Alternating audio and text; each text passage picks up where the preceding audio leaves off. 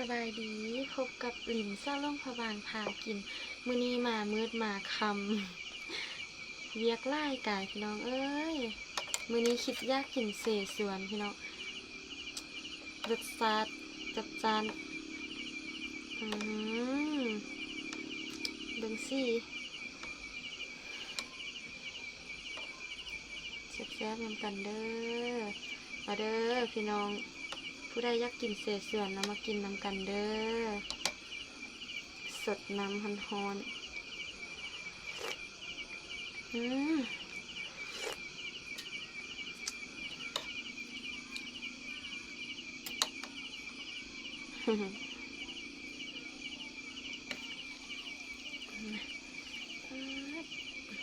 กำลังฮอนมือนี้มาทักทายสบายดีกันมืดถ้าแล้วเวียก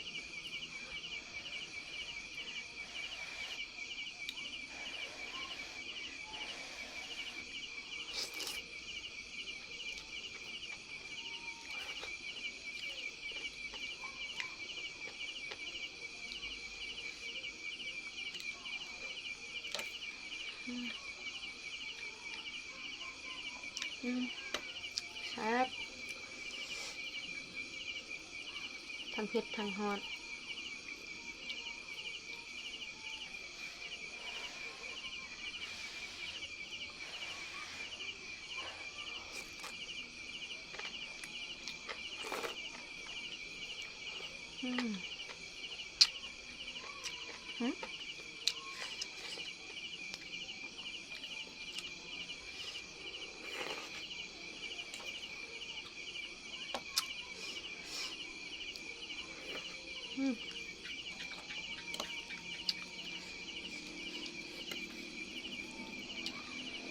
ทุกใจ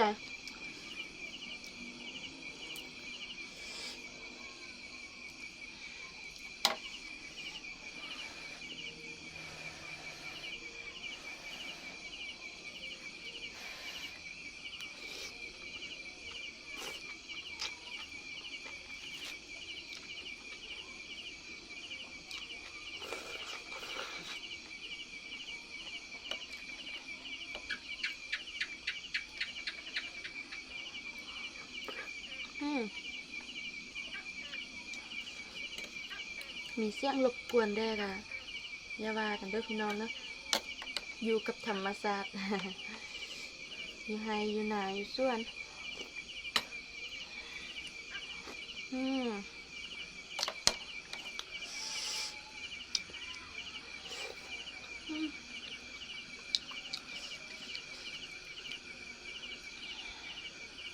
ฮอนดอกชีสบ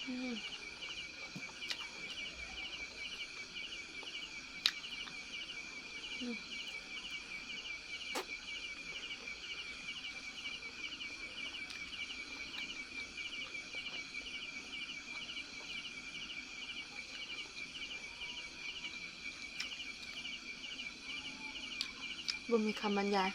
แซ่บ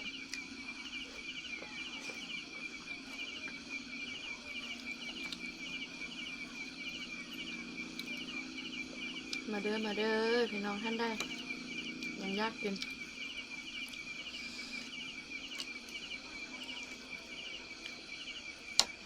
เข้าสังกัดเด็กเส้น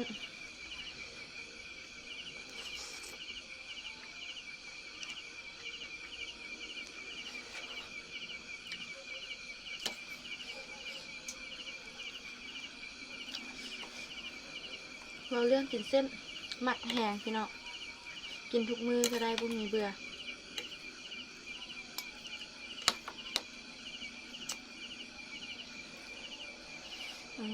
คอนห้วยอยู่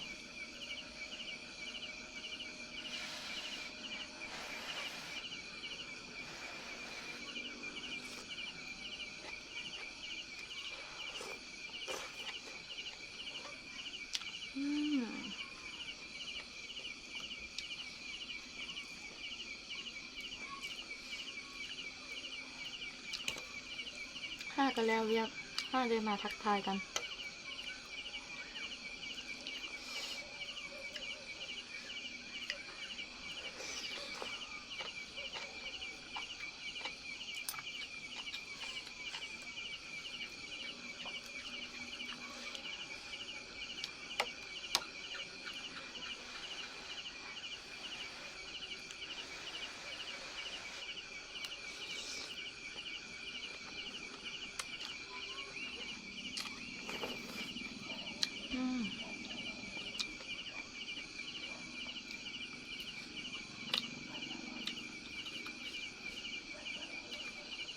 มื้อนี้ใส่หลายอย่าง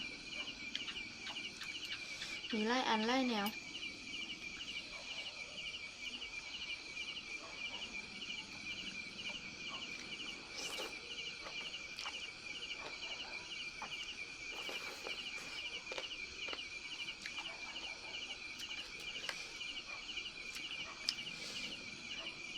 อาบน้ำวางกิ๊ก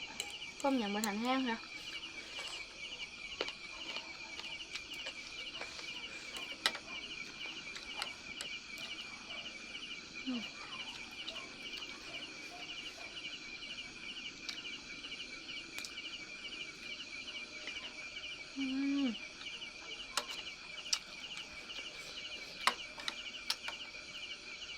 หางถึงหางจับ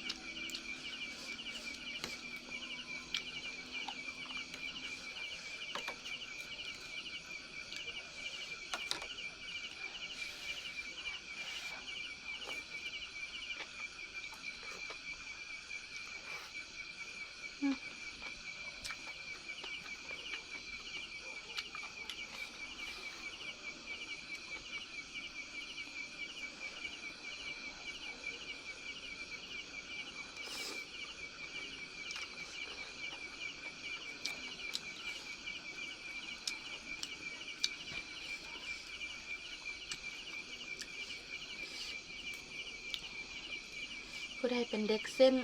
มักกินเส้นคอมเมนต์มาอะไรเด้อ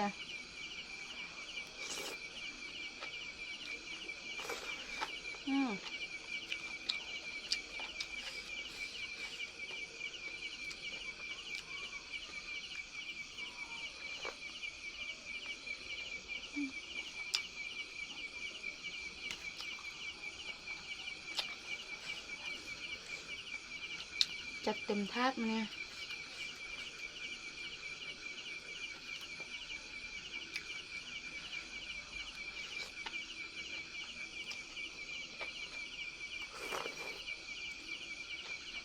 ทั้งกินทั้งเป่าฮ้อนแฮง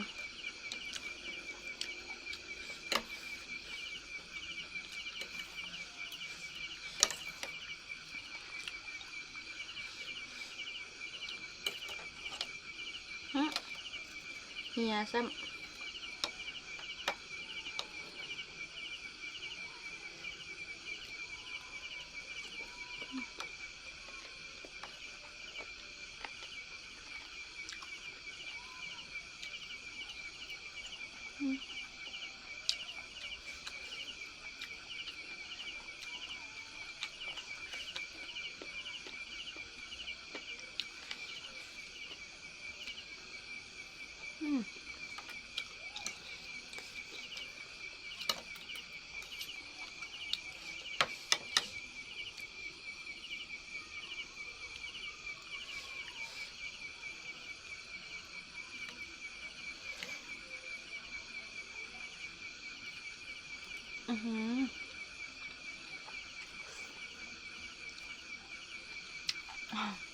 ยำเค็มกว่าเผ็ด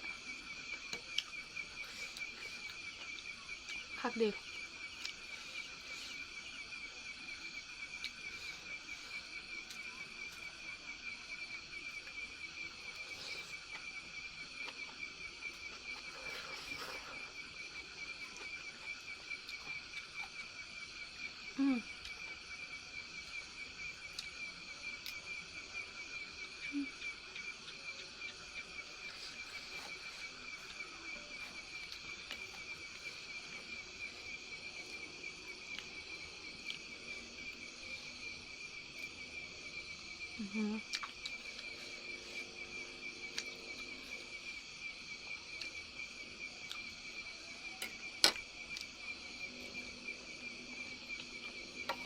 งกินแห้งแซ่บ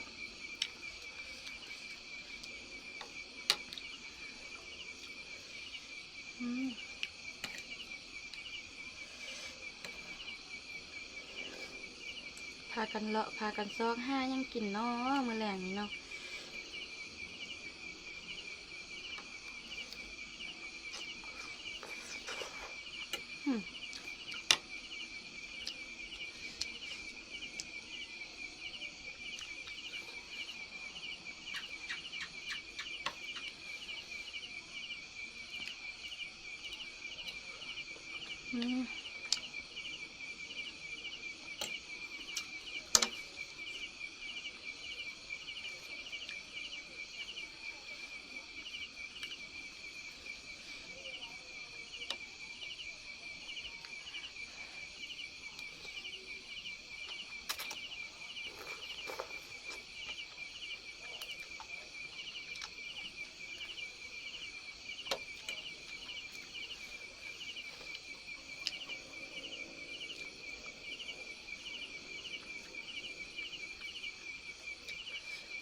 กินไปกินมาก็จะอิ่ม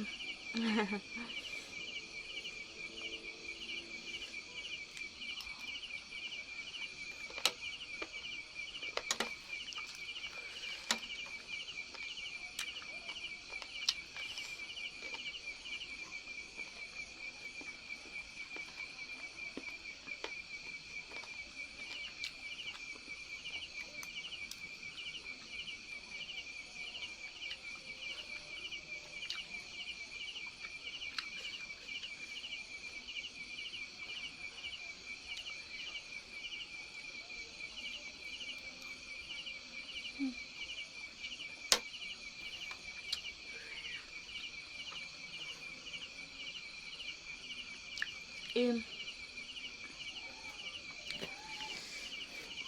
กินหลายพี่น้องคือเก่าเด้อถ้าผู้ใดที่ติดตามรับชมมักกะฝากกดไลค์กดแชร์กดติดตามให้เด้อสบายดี